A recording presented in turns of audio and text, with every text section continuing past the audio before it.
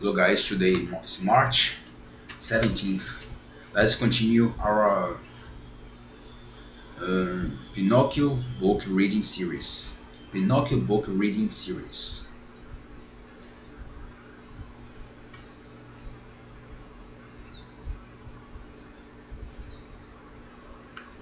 Let's continue this episode of our book reading series where we read the Pinocchio book. Chapter 34. Pinocchio is swallowed by the dogfish. After Pinocchio had been 50 minutes under the water, his purchaser said aloud to himself, "My poor little lame donkey must my poor little lame donkey must by this time be quite drowned. I will therefore pull him out of the water, and I will make a fine drum of his skin." And he began to haul in the hoop, and he began to haul in the rope that he had tied to the donkey's leg. And he hauled and hauled and hauled until at last, what do you think appeared above the water? Instead of instead of a, Instead of a little dead donkey, he saw a live puppet was wriggling like a eel, was wriggling like an eel. Seeing this wooden puppet, the poor man thought he was dreaming, and struck dumb with astonishment. He remained with his mouth open and his eyes starting out of his head.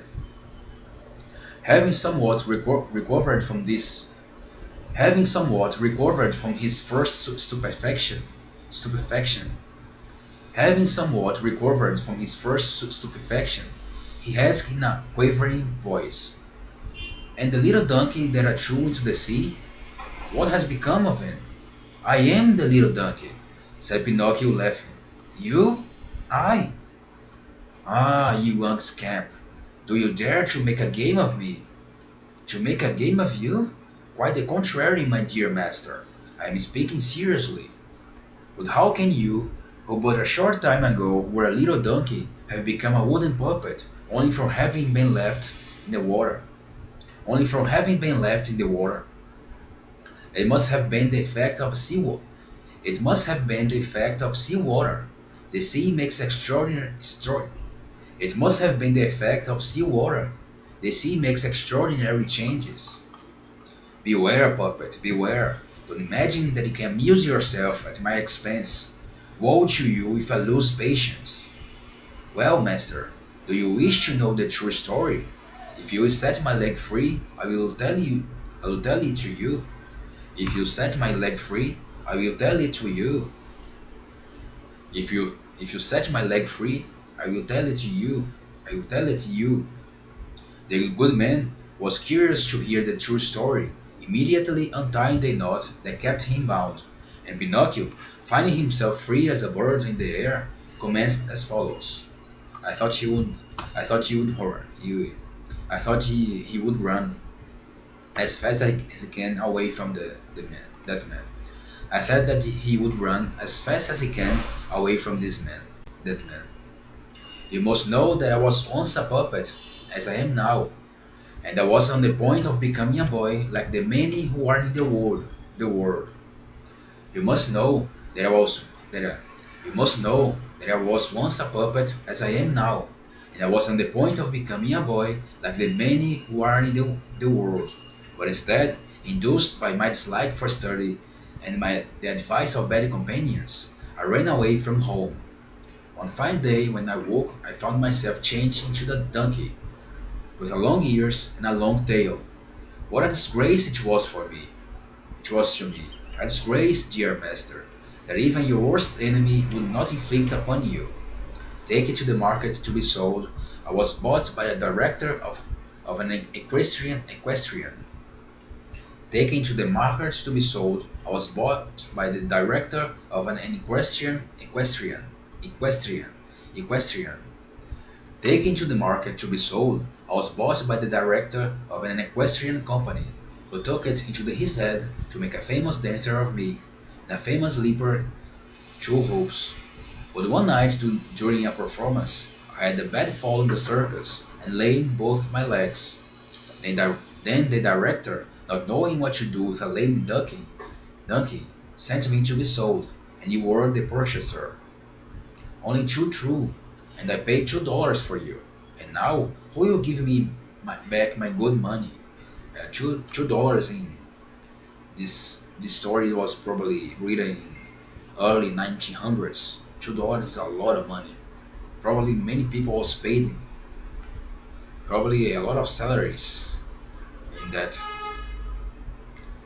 there many people were paid for $2 weekly. With $2 you probably could buy a lot of groceries, bread, butter, coffee, milk. If not for a week, but probably for a day. Um, and why did you buy me? You bought me to make a run of my skin. And why did you buy me? You bought me to make a run of my skin. Only too true. And now, where shall I find another skin? Don't despair, master. There are such a number of little donkeys in the world. Tell me, you impertinent rascal. Does your story end here? No, answered the puppet. I have another two words to say, and then I shall have finished. Goodbye. Goodbye. And then he started to run away as fast as he can. After you had After you had bought me, you brought me to this place and to kill me. But then, yielding to a feeling of compassion, you preferred to tie a stone round my you preferred to tie a stone round my neck and to throw me into the sea. This humane feeling does you a great honor, and I shall always be grateful to you for it. But nevertheless, dear master, this time you made your calculations without considering the fairy. And who is the fairy? She is my mama, and resembles all other good mamas who care for their children, and who never lose sight of them, but help them lovingly, even when, on account of their foolishness and evil conduct, they deserve to be abandoned and left to themselves.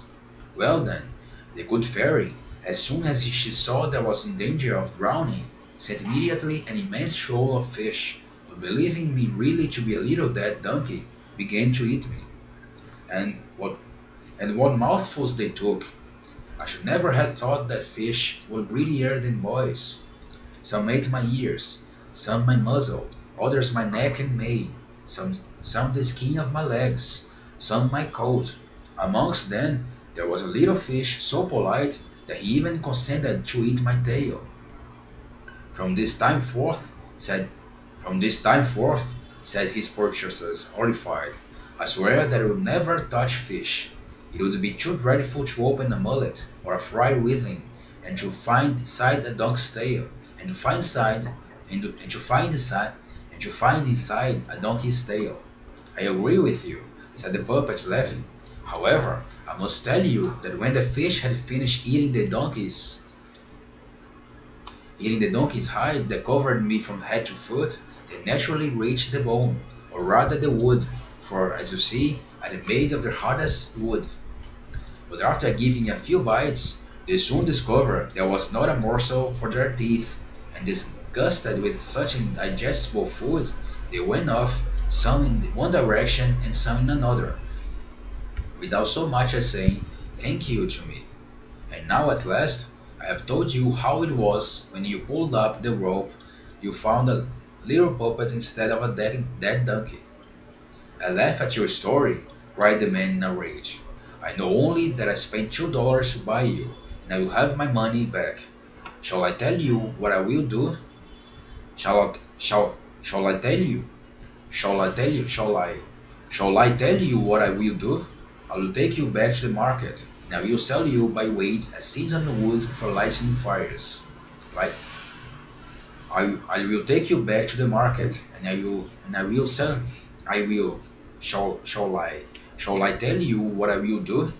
I will take you back to the market, and I will sell you by the weight as seasoned wood for lighting fires.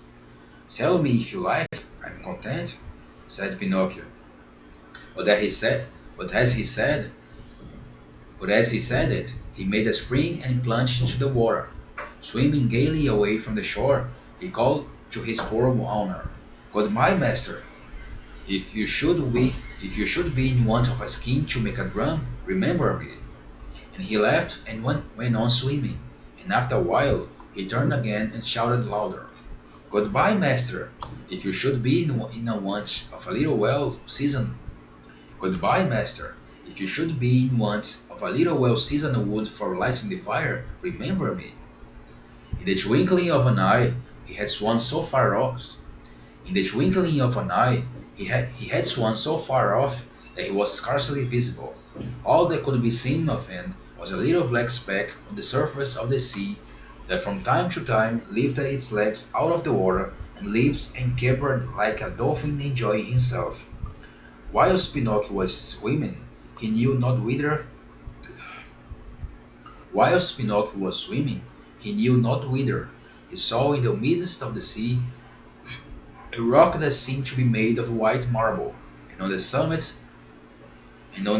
there is a beautiful little goat who bleated lovingly and made signs to him to approach. But the most singular thing was this. The little goat's hair, instead of being white or black, or a mixture of two colors as it is usual with other goats, was blue and a very vivid blue, greatly resembling the hair of the beautiful child. I leave you to imagine how rapidly poor Pinocchio's heart began to beat. He swam with redoubled strength and energy towards the white rock, and he was already halfway there when he saw, rising up out of the water and coming to meet him, the horrible head of a sea monster. His wide open, cavernous mouth and his 3 rows of enormous three teeth would have been terrifying to look at, even in a picture. And do you know what this sea monster was? The sea monster was neither more nor less than that gigantic dogfish. The sea monster was neither more nor less than that gigantic dogfish, who had been mentioned many times in this story, and who, for his slaughter and for his insatiable voracity, had been named the Attila, Attila of fishermen, Attila of fish and fishermen. Only to think of poor Pinocchio, only to think of poor Pinocchio's terror at the sight of the monster. He tried to avoid it, to change his direction. He tried to escape, but that immense, wide-open mouth came towards him with the velocity of an arrow. Be quick, Pinocchio, for pity's sake! Cried the beautiful little goat, bleeding. And Pinocchio swam desperately with his arms, his chest, his leg, and his feet. Quick, Pinocchio, the monster is close upon you. And Pinocchio swam quicker than ever, and flew on with the rapidity of a ball from a gun. He had nearly reached the rock, and the little goat, leaning over towards the sea, had stretched out her 4 legs to help him out of the water. But it was too late. The monster had overtaken him, and drawing in his breath, he sucked in the poor puppet. He sucked in the poor puppet as he would have sucked a hen's egg, and swallowed him with such a violence and avidity that Pinocchio, in falling into the dog's fish stomach, received such a blow that he remained unconscious for a quarter of an hour afterwards. When he came to himself again after the shock, he could not in the least imagine in what world he was. In what world he was. All around him it was quite dark, and the darkness was so black and so profound that it seemed to him that he fallen head downwards into an inkstand full of ink. He listened, but he could hear no noise. Only from time to time great gusts of wind blew in his face.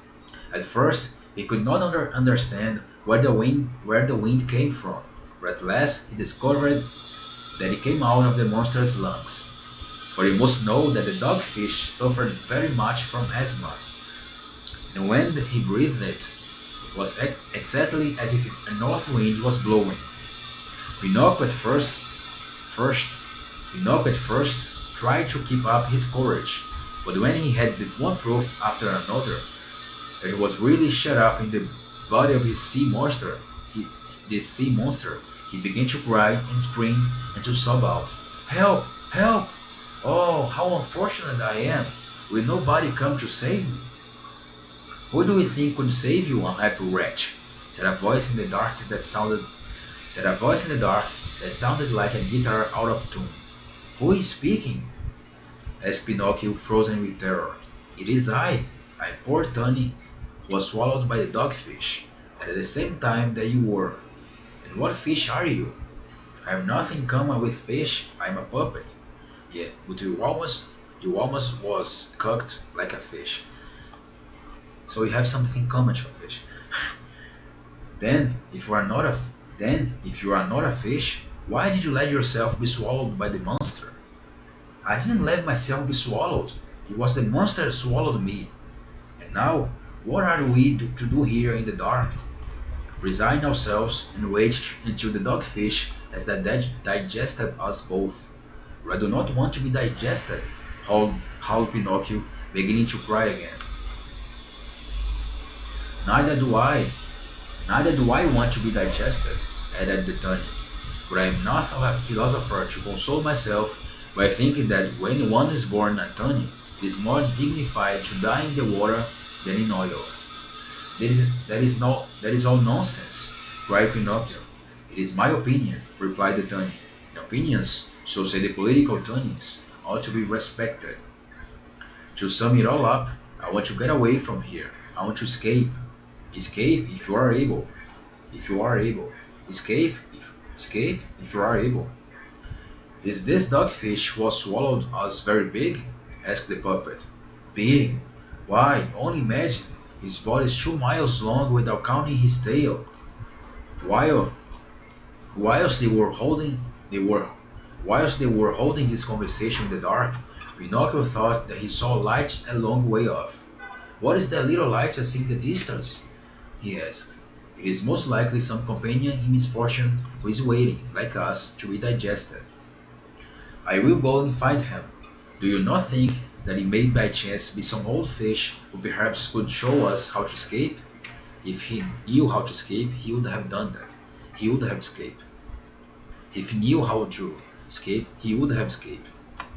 I hope it may be I hope it may be so, with all my heart, dear puppet. Goodbye, Tony. Goodbye, puppet, and good fortune attend you. Where shall we meet again? Where shall we meet again? Where, sh- where shall we meet again? Where shall we meet again? Where shall we meet again? Who can say? It is better not even to think of it.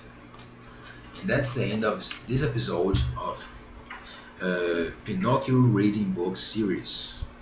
I remember watching this. I I I watched the Pinocchio movie by Disney a lot of times when I was 8 years old. I don't remember. And if I remember correctly, he was swallowed by a whale, not a dogfish. There is no mention of a dogfish, and he meets his father there. I think in the story, he's swallowed by the dogfish. The written story, no? In the book, he's swallowed by dogfish, and that lantern that he found. Actually, let me see.